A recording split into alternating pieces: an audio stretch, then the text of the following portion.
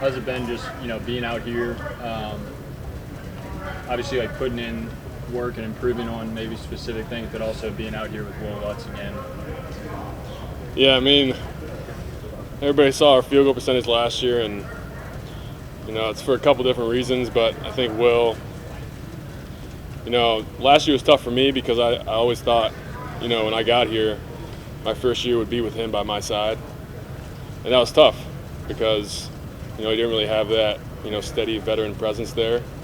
And, just to get him back practicing with us and being able to learn from him and kind of just go through different things together has been everything I thought I would be and more. And just so happy to have him back. And you saw it, he's kicking well right now. And I think he's gotten to the point where his body's not his limitation anymore. It's just going to be getting his mental, fortitude back, and that's going to come back pretty quick. Blake, how much did that experience help you having to go through those nuances with different kickers and trying to learn their tendencies and that kind of thing? Right, yeah, it's different week to week when you have different guys cycling through. Everyone likes their ball held differently and everything like that, different personalities, and it made it tougher. I think having, Zach here really helped me out, someone who's been around for a long time, and Riz and Phil did a great job helping me out too. And I think no one really wants a season like that where you cycle through kickers. I think that's not something we have to worry about this year. Blake, you personally had a lot of success in your debut season. Is there an area when you're looking back on that where you're like, I kind of want to refine this particular part and want that to get better? Yeah, we do a lot of analytic stuff after the season, and the coaches and I felt like if you look at my hit chart for the season, it kind of looked like you scattered a bunch of M&Ms around the field, and it's really not supposed to look like that. So I need to keep the ball out of the middle of the field a little bit better, and we have such good gunners that if you put the ball outside the numbers, the fair catch percentage goes up dramatically. I think that's the one improvement we can make is limit the returns a little bit more. We should utilize our great players and bang the ball down the field a couple times during the season, but forcing those fair catches outside the numbers is big too. There's some great returns in this league, really athletic, and eliminating them from the game is a big priority this year. Does having Deontay Hardy as a return man also kind of help you, compete against some of the best returners in the league? Yeah, I mean, watching him in practice, it kind of gives you a feel for, what those guys like to do, what kind of risks they're going to take. Jonathan's a risk taker, and there's a couple of guys around the league that kind of compare to him in that regard. And we scout that stuff like we're prepared for it when it comes up during the season. But he's a great look for us, and obviously we're lucky to have him on our side and not punting him during the season. Sorry, it's not like focused directly on you, but could you say, like off the top of your head, who some of the best returners in the league are? Man, obviously Jakeem Grant's really good. I don't know if Tyreek Hill is going to be returning punts this year, but I guess their backup return would be Jalen Waddle, which is kind of a nice 1-2 punch.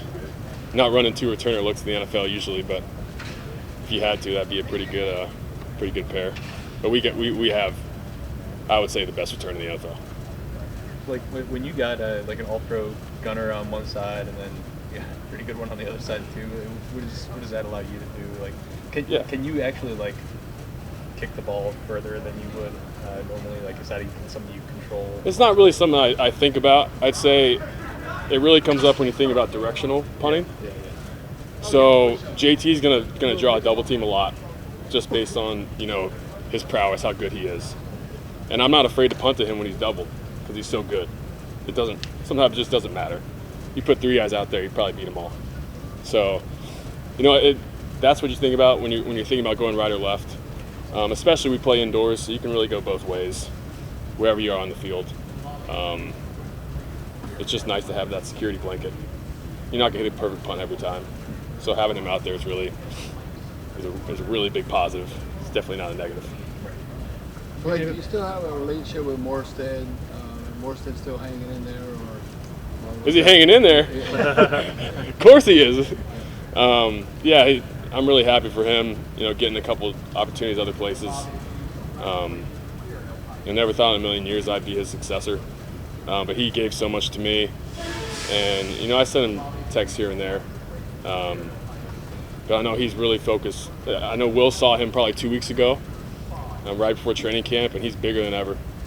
He said he looks really, really good. I think he's in a great spot in Miami. And wish we'd play him this year, but maybe in the Super Bowl. He's got to have the beach abs ready. Yeah, he's got me beat on those.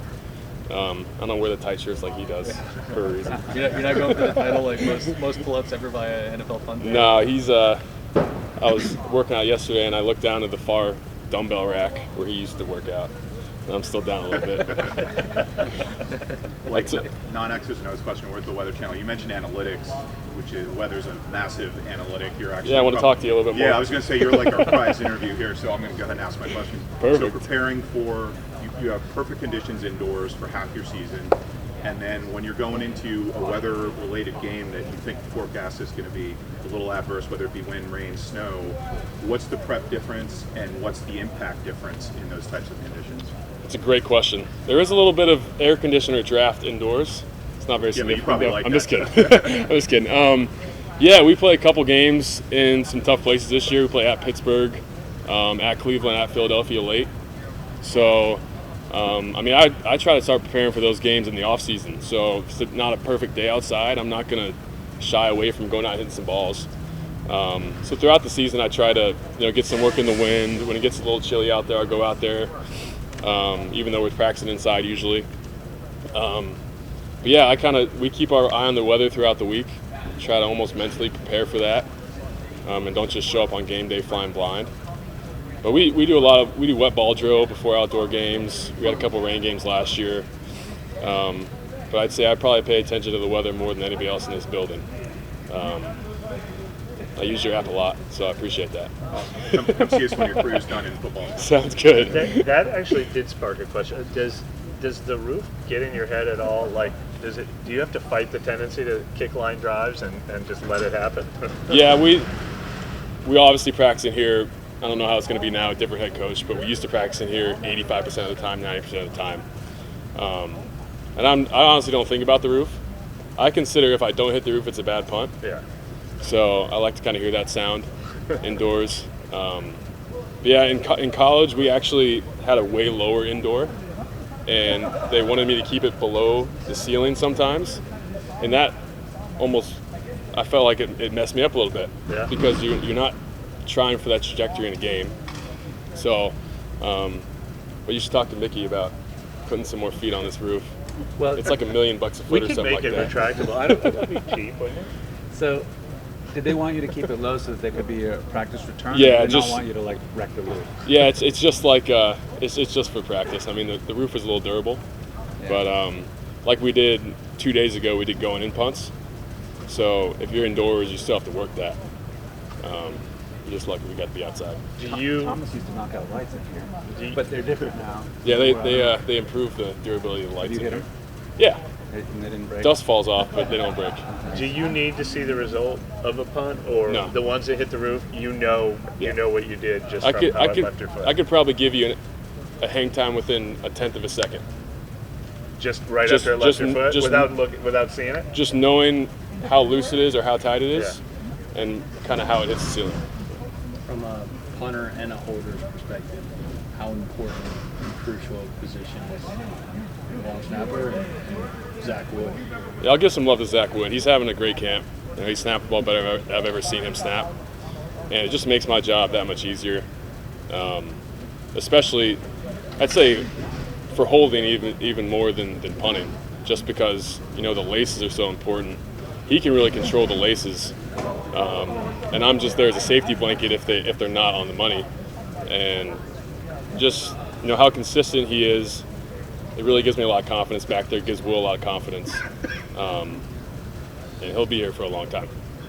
Has Will gotten you on golf course yet? He has, yeah. We try to go out every so often. We have a long break in between practice and meetings in the afternoon, as all the real players are meeting, and We haven't gone golfing during that time yet. We're trying. He's a good player. We're trying to get a simulator in here, but Really? it hasn't worked yet. He as good as he is. No. He spends more money on the clubs than I do. So Thomas used to talk about his punts like in his golf bag.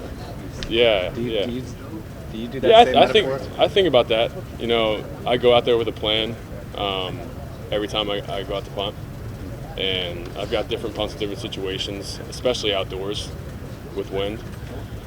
Turning the nose in differently, dropping the nose down,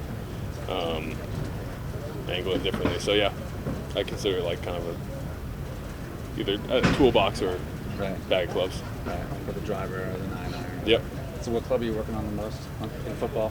Right now, you know, I think Metaphorical club. yeah, we did a really good job last year in between the 40-yard lines, Yeah. and statistically it backed it up. I'm just trying to improve a lot from about the 15 to the 35 on our side of the field, mainly directionally. So getting off the tee, basically. Yeah, pretty much. Maybe a 3-wood from the middle of the fairway. Okay. Sounds good.